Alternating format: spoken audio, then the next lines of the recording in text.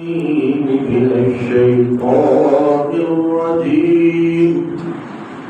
بسم الله الرحمن الرحيم.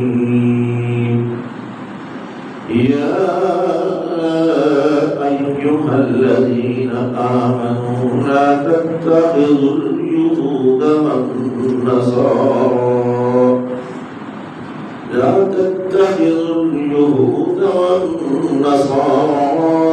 أولياء بعضهم أولياء بعض ومن يتولهم منكم فإنه منهم إن الله لا يهدي القوم الظالمين. صدق الله العظيم وصدق رسوله النبي الكريم. نحن على ذلك من الشاهدين وشاكرين والحمد لله رب العالمين. اما بعد، اللہ تبارک و تعالیٰ کی حمد و ثنا کے بعد آقا نامدار فخر الموجودات سید القرنین سید الثقلین علی الطاہر امام الانبیاء سید المرسلین و خاتم النبیین حضرت محمد مصطفیٰ احمد مصطفیٰ صلی اللہ علیہ وآلہ وسلم کی ذات اقدس پر درود و سلام. حاضرین و سامعین، بزرگواران و برادران اور انتہائی قابل احترام مولانا، آج کا خطبہ حالات حاضرہ کے تناظر میں یہود و نصارہ کی سازشیں اور ہم مسلمانوں کا کردار. یاد رکھیے، جب سے نبی اقدس صلی اللہ علیہ وسلم نے قولوا لا الہ الا اللہ کا نعرہ لگایا، اسی دن سے لے کر آج تک نبی اقدس صلی اللہ علیہ وسلم اور آپ کا کلمہ پڑھنے والے مسلمانوں کے خلاف یہود و نصارہ ہمیشہ ایک ہوتے ہیں. نبی صلی اللہ علیہ وسلم کا یہی فرمان ہے کہ ملت الکفر والعدو، کہ ملت کفر جو ہے یہ مسلمانوں کے خلاف ہمیشہ ایک ہوگی. کسی صورت بھی یہ لوگ مسلمانوں کے خیر خواہ نہیں ہو سکتے.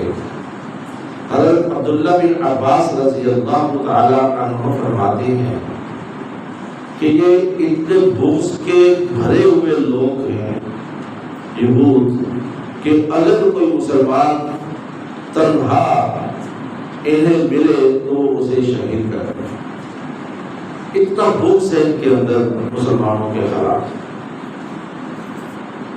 یہودیوں کا یہ مشن ہے، ایجنڈا ہے کہ کسی بھی مذہب والے شخص کو یہودی نہیں بنانا، لیکن ان کو ان کے مذہب کا پیرو بھی نہیں رہنے دینا. یعنی کہ مسلمانوں کو،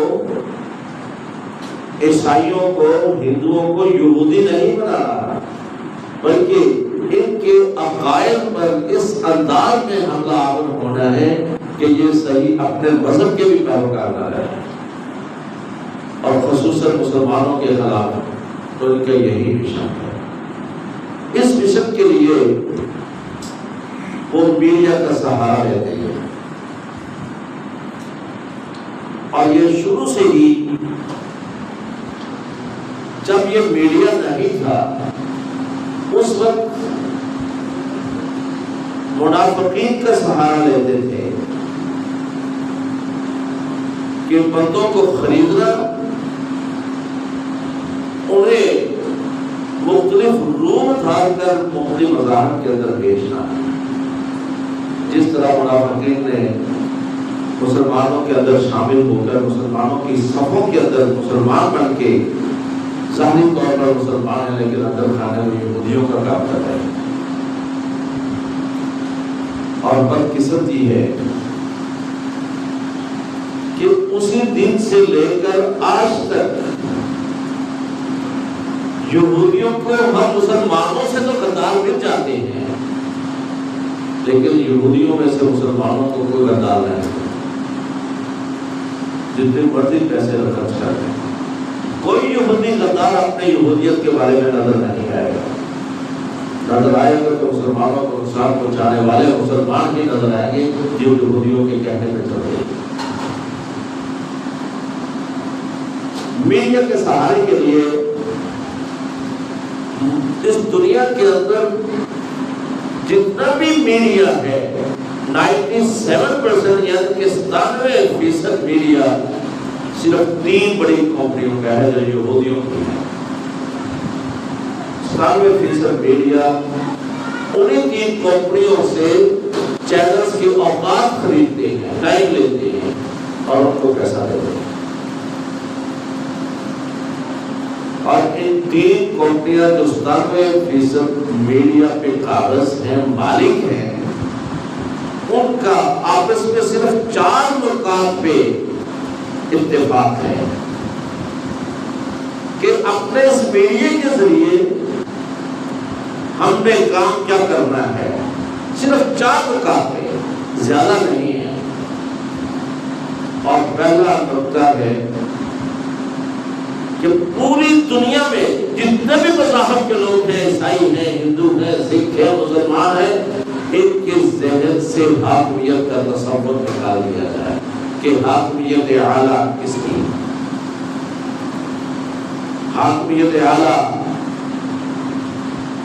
جتنے اہل کتاب ہیں وہ کہتے ہیں اللہ کی ہے, مسلمان بھی کہتے ہیں اللہ کی ہے, عیسائی بھی کہیں گے کہ گاڈ کی, ہندو کہیں گے بھگوان کی ہے, ساورینٹی, حاکمیت اعلیٰ. لیکن میڈیا نے اس انداز میں اپنا مقصد پورا کیا کہ حاکمیت اعلیٰ کا تصور ہم مسلمانوں سے نکال دیا. حاکمیت اعلیٰ کا تصور مسلمانوں کا کیا ہے؟ اللہ تبارک و تعالیٰ قرآن پاک میں فرماتا ہے قل اللہم مالک الملک تؤتی الملک من تشاء وتنزع الملک ممن تشاء وتعز من تشاء وتذل من تشاء بیدک الخیر انک علی کل شیء قدیر. کہہ دیجیے کہ اللہ ہی ملکوں کا مالک ہے, جس کو چاہتا ہے حکومت دیتا ہے, جس سے چاہتا ہے چھین لیتا ہے. تو حاکمیت اعلیٰ کا تصور کیا ہوا کہ سب کچھ اللہ کرتا ہے. لیکن یہودیوں نے ہمارے ذہن میں یہ بات راسخ کر دی ہے, پختہ کر دی ہے کہ نہیں, حاکمیت صرف اور صرف امریکہ کے ہاتھ میں ہے. وہ جس کو چاہے گا آشیرواد حاصل ہوگی, وہ بھی حکمرانی کرے گا. عیسائی پادری ہو, مسلمانوں کا مولوی ہو, یہودیوں کا ربی ہو, ہندوؤں کا برہمن ہو, یا کوئی بھی مذہب ہے, ان کا ہر روحانی پیشوا ممبر میں چڑھ کے یہی کہے گا کہ امریکہ جس پہ ہاتھ رکھے گا وہی حکمرانی کرے گا, اور جس سے امریکہ ناراض ہوگا اس کو چھین لے گا. اور یہ تصور پختہ کر دیا گیا. اور یاد رکھو اللہ تبارک و تعالیٰ کو فرماتا ہے تؤتی الملک ممن تشاء, جس کو چاہے ملک دے, وتنزع الملک ممن تشاء, جس سے چاہے چھین لے. اب اللہ تبارک و تعالیٰ نے حکمرانی دینے کے لیے یا چھیننے کے لیے خود تو نیچے نہیں آنا کہ خود آئے اور بازو پکڑ کے کہے چل تو اتر جا اور تو حکمران بن جا. نہیں, اسباب پیدا کرتے ہیں, بندوں کو استعمال کرنا ہے. وہ چاہے یہودی استعمال ہو, عیسائی ہو, ہمارے اپنے غدار ہو, کوئی بھی استعمال ہو, استعمال ہونے کے بعد اسباب پیدا کرنے کے بعد اللہ تبارک و تعالیٰ اپنا حکم پورا کرتا ہے اور حکمرانی ساری کی ساری اسی کے ہاتھ میں ہے۔ اور ایک تصور یہ جو عقیدہ ہمارا اللہم مالک الملک والا ہے وہ ان یہودیوں نے میڈیا کے ذریعے ختم کر دیا ہے۔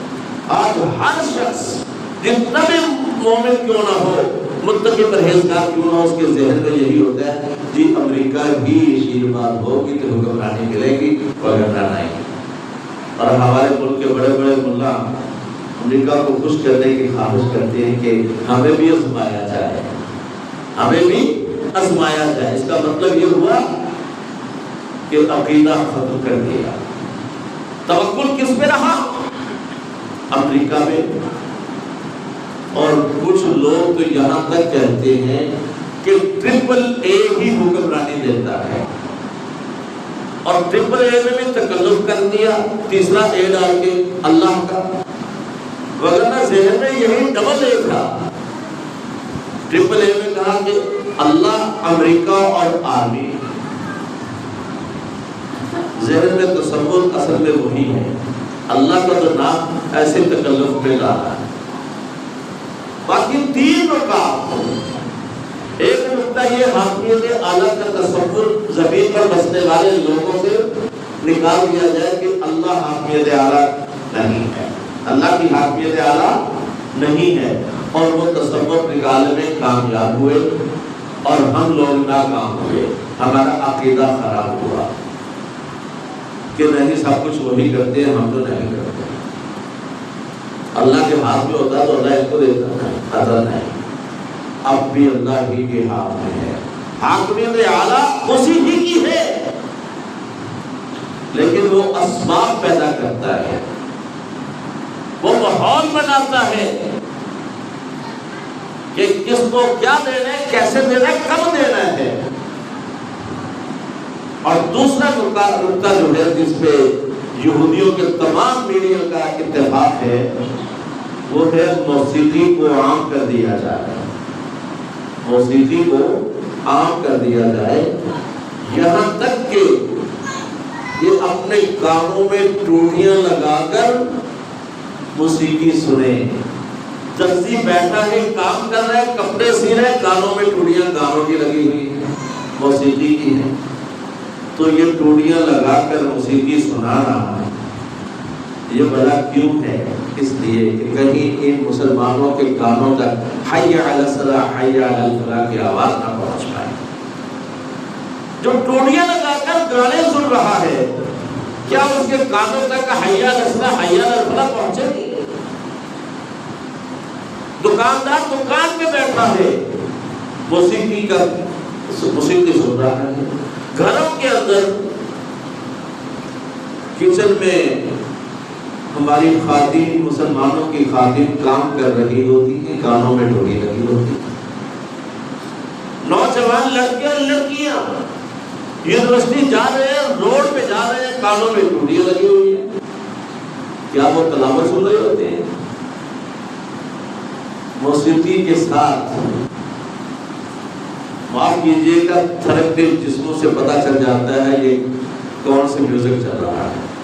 حالت یہ ہے، اور وہ بڑے کامیاب ہوئے موسیقی کو عام کر کے، اور نبی اقدس صلی اللہ علیہ وسلم کا فرمان ہے اس وقت تک قیامت برپا نہیں ہوگی جب تک ہر گھر کے اندر سے کجری کی آواز نہیں آئے گی، گلوکارہ کی آواز نہیں آئے گی، اس وقت تک قیامت نہیں آئے گی۔ آج ہمارے ہر گھر کے اندر سے یہ آوازیں آ رہی ہیں، یعنی کہ ہم سبھی لوگ اس بیماری میں شامل ہو گئے، اور وہ یہودی اپنے مقصد میں کامیاب ہو گئے، کیونکہ مقصد ہی یہی تھا کہ موسیقی کو عام کرنا ہے تاکہ یہ لوگ نہ جہاد کی بات کریں، نہ جہاد کی گفتگو کریں، نہ امریکہ کے خلاف بات ہو، نہ تبصرہ ہو، نہ امریکہ کے خلاف کوئی بات سن سکے۔ لہذا ان سے مذہبی جو عنصر ان کے اندر پایا جاتا ہے وہ نکال دیا جائے، وہ موسیقی کے ذریعے نکال دیا گیا۔ کاش یہ نہ سنتے، اس کی جگہ تلاوت سنتے، ترجمہ سنتے، دروس سنتے تو یقیناً انقلاب آنا تھا۔ اس انقلاب کا راستہ انہوں نے موسیقی کے ذریعے روکا اور وہ رک گیا، اور آج ہم راہ فرار اختیار کیا جہاد سے ہم نے، اور پھر مار بھی خوب پڑی لگ رہی ہے مسلمانوں کو۔ کیوں؟ دو الفاظ، دو جملے ہم پر حاوی کر دیے گئے، امن و آشتی، اور دوسرا جملہ جی پردہ تو ہونا چاہیے آنکھوں کا، پردہ تو ہے آنکھوں کا۔ کیوں؟ تیسرا بڑا نکتہ یہی تھا جس میں یہودیوں کا اتفاق ہے کہ بے حیائی کو عروج دے دیا جائے، بے حیائی کو عروج دیا جائے۔ اب اس کے لیے دو الفاظ استعمال کیے گئے، جدت پسندی، روشن خیالی۔ یہ ہمارے ملک کے پریزیڈنٹ نے بھی نعرہ لگایا تھا، دونوں الفاظ کا، جدت پسندی، روشن خیالی۔ جدت پسندی اور روشن خیالی نے خوب پروموٹ کیا بے حیائی کو۔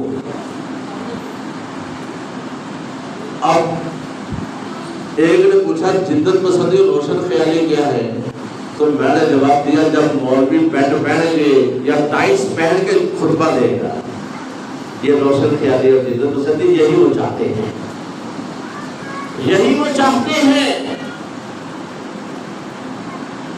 کسی نے پوچھا براڈ مائنڈ کیا ہوتا ہے،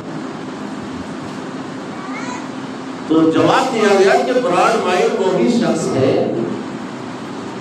جو بڑے بڑے معاملات کو اگنور کر دے، نقصانات کو اگنور کر دے۔ براڈ مائنڈ وہ نہیں جو رات کو غیر رات کو آنے والی بیٹی یا بیٹا جھومتا ہوا گھر میں داخل ہو اور بات پوچھے نا، یہ براڈ مائنڈ نہیں، یہ بے غیرتی ہے۔ براڈ مائنڈ وہ ہے تو اپنا نقصان بھی برداشت کر لیتا ہے لیکن پرواہ نہیں کرتا، فراخ دل اس کو کہتے ہیں۔ براڈ مائنڈ یہ نہیں کہ بیٹی سے پوچھ رہی کہ بیٹا اتنی رات کیا 12-1 بجے گھر آ رہی ہے، کہاں گئی تھی، یہ نہ پوچھنا براڈ مائنڈ نہیں، یہ بے غیرتی کی انتہا ہے کہ اپنے بیٹے اور بیٹی کا احتساب نہ کرنا، پوچھنا نہ کتنی دیر کہاں گزاری، چھٹی تو تجھے اتنے بجے ہوتی ہے یونیورسٹی کالج سے، لیکن تم اتنے گھنٹے لیٹ کیوں آئے؟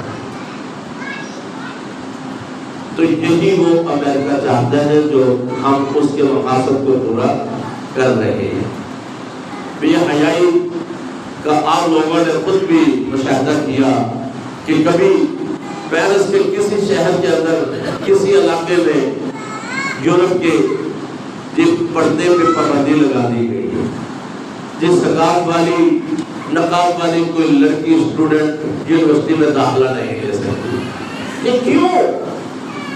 مقاصد پیچھے وہی ہے، یہ ان کو بڑھانا کر دو، حیا ختم ہو جائے، اور جب حیا ختم ہوگا تو یقیناً فحاشی اور ریاضی پھیلے گی، بے حیائی عروج پہ آئے گی۔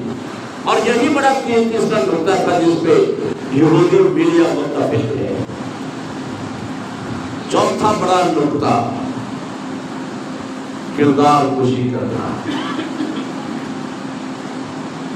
کسی کے اچھے کردار کو منفی کی طرف لے جانا، اور یہ بھی آپ لوگوں نے اپنی زندگی میں اس کا مشاہدہ کیا۔ جب امریکہ کو یہودیوں کو اپنا مفادات پورا کرنے تھے، اس وقت ہر عربی مجاہد تھا۔ اسامہ بن لادن مجاہد اعظم تھا۔ کیوں؟ یہودیوں کے اپنے مفادات اس کے اندر تھے، اس لیے وہ مجاہد بنا دیا گیا، اور اس کے اندر اس کے ساتھ آنے والے تمام عربی مجاہدین تھے، اور ہمارے مسلمان اس کے ساتھ جا کے مل کر لڑنے والے روس کے خلاف مجاہدین تھے، لیکن ماحول وہی رہا، ماحول وہی رہا۔ ہم نے خود ہمارے اداروں میں جا کر ٹریننگیں کروائی، تربیتیں دی، اسلحہ چلانا سکھایا، حملہ کرنے کا طریقہ سکھایا، دشمن کو مارنے کا طریقہ سکھایا، لیکن اب وہی مجاہدین دہشت گرد بنا دیے گئے، ان کو پکڑ کے ذبح کیا گیا، ان مجاہدین کے گھروں میں حملے کیے گئے۔ کیوں؟ مقصد پیچھے کچھ اور تھا، مقصد پیچھے اور تھا کہ 75%، 97%، 97% میڈیا یہودیوں کا اس کے اتفاق ہے کہ یہ ہم نے مقصد پورا کرنا ہے، اور کردار کشی یہ کی کہ مجاہدین کو دہشت گرد بنا دیا۔ اب ملالہ یوسفزئی کیا تھی؟ سوچنے والی بات ہے، ملالہ یوسفزئی کیا تھی اور میڈیا نے کیا بنا دی؟ انٹرنیشنل لیول پہ ہیرو اور نوبل پرائز یافتہ، نوبل پرائز یافتہ انٹرنیشنل ہیرو بنا دی، اور فیوچر میں خدا نہ کرے کہ وہ کہہ تو یہی رہے کہ یہ پاکستان کے فیوچر کی پرائم منسٹر ہے، فیوچر میں پاکستان کی پرائم منسٹر ہے۔ اور جب پیسہ لگا تو مجھے یقین واثق ہے کہ ہم ملاؤں نے اس کی دعوت و تبلیغ بھی کرنی ہے اور اس کا ساتھ بھی دیں گے، کیونکہ ہماری اپنی زبان ہے ہی نہیں، ہماری اپنی سوچ ہے ہی نہیں، ہمارے اندر دل و دماغ کے اندر دین ناصر ہوا ہی نہیں، ایمان ناصر ہوا ہی نہیں۔ کہیں تو عورت کی حکمرانی کو بے حیائی قرار دے کر ناکامی قرار دیتے ہمارے ملا، اور کہیں پہ حکمرانی کے ساتھ کندھے کے ساتھ کندھا لگا کر مل رہے ہوتے ہیں۔ اس کا مطلب دین نہیں ہے، دین کو مذاق بنا رکھا ہے۔ فاطمہ جنا کے ساتھ دیا مولویوں نے اور بے نظیر کے خلاف ہو گئے کہ نبی صلی اللہ علیہ وسلم نے فرمایا کہ جو قوم عورت کو اپنے قبول سونپ دیتی ہے وہ کبھی کامیاب نہیں ہوئی۔ یہی ہوا، اور اب پھر ملاؤں کا امتحان کہ مریم نواز کے ساتھ کندھے کے ساتھ کندھا لگا کر بہت بڑے بڑے ملا کھڑے ہوتے ہیں، کبھی ایک ہی صوفے میں بیٹھے ہوتے ہیں، بیٹی ہے، بھتیجی ہے، محرم ہے، کہاں گیا دین؟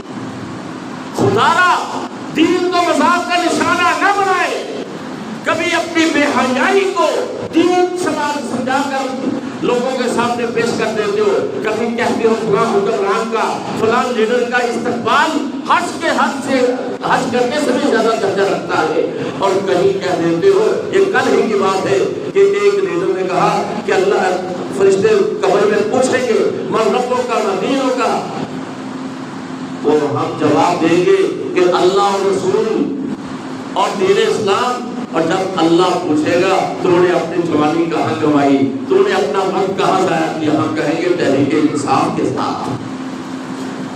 دین کو مذاق بنایا جا رہا ہے، کہیں اس انداز میں کہ ہم سے اللہ نے پوچھا عمر کہاں گزاری، کہیں گے عمران خان کا سپاہی بن کے۔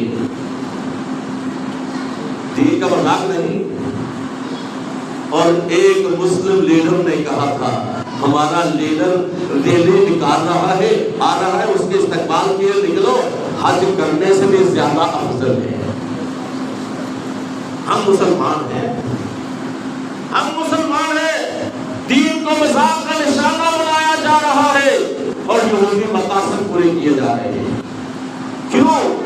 ہم مسلمانوں سے بڑے غدار ان کو مل جاتے ہیں، ان سے ہمیں ایک بھی غدار نہیں ملے گا۔ یہودیوں سے ہمیں کوئی غدار نہیں نظر آئے گا۔ غدار ہوں گے تو ماشاءاللہ ہم میں سے ہی ہوں گے۔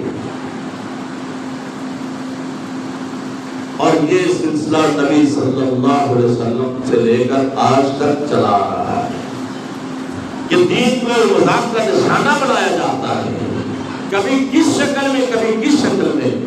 خدا را ہم مسلمان ہیں، ہم نے لا الہ الا اللہ محمد رسول اللہ پڑھا ہے، ہم لوگوں کو تو کچھ حیا ہونا چاہیے کہ ہم کیوں یہود و نصارہ کے پیچھے لگ کے ٹرک کے پیچھے، ٹرک کی بتی کے پیچھے بھاگ رہے ہیں کہ سب کچھ انہوں نے ہی کرنا ہے۔ یہ چار نقطات میں اتفاق تھا یہودیوں کا کہ حاکمیت اعلیٰ کا تصور مسلمانوں سے ختم کر دیا جائے، وہ کامیاب ہوئے کہ اللہ حکمرانی نہیں دیتا، حکمرانی امریکہ دیتا ہے، جس کو چاہتا ہے دیتا ہے، جس سے چاہتا ہے چھین لیتا ہے۔ اور اللہ ہوا مالک الملک، تو پھر ملک کا منتشار کا تصور ختم، یہودی کامیاب ہوئے۔ اور دوسرا نقطہ جس میں یہودیوں کا اتفاق تھا وہ تھا موسیقی کو عام کرنا، وہ بھی یہودی کامیاب ہوئے۔ اور تیسرا نقطہ بے حیائی کا عروج، وہ بھی یہودی کامیاب ہوئے۔ اور چوتھا نقطہ تھا کردار کشی، کردار کسی کا اچھا بنا دینا اور کسی کا منفی بنا دینا۔ وہ بھی مثال آپ نے سن لی کہ اسامہ بن لادن کبھی تو مجاہد اعظم، اور اسی میڈیا کے ذریعے ہم نے خود سنا کہ دہشت گرد، اور مولانا یوسفزئی وہ نوبل پرائز یافتہ اور دنیا کے بہترین امن پسند، اور پھر دو بڑے جملوں نے ہم مسلمانوں کا سر راست کر کے رکھ دیا۔ ایک امن و آشتی، ہم تو امن چاہتے ہیں، اس نے جہاد سے راہ فرار اختیار کیا، ان الفاظ ہیں۔ اور دوسرے لفظ حیا تو آنکھوں کا ہونا چاہیے، اس نے ہمیں ننگا کر دیا، صرف آنکھوں کا حیا قائم ہے، کیونکہ دل کے اندر حیا ہونا چاہیے، معاملہ دل کا ہے۔ اللہ تبارک و تعالیٰ سے دعا ہے کہ اللہ ہمیں یہود و نصارہ کی ہر سازش کو سمجھنے کی توفیق عطا فرمائے اور حقائق پہ عمل کرنے کی توفیق عطا فرمائے۔ آخر دعوانا الحمدللہ رب العالمین۔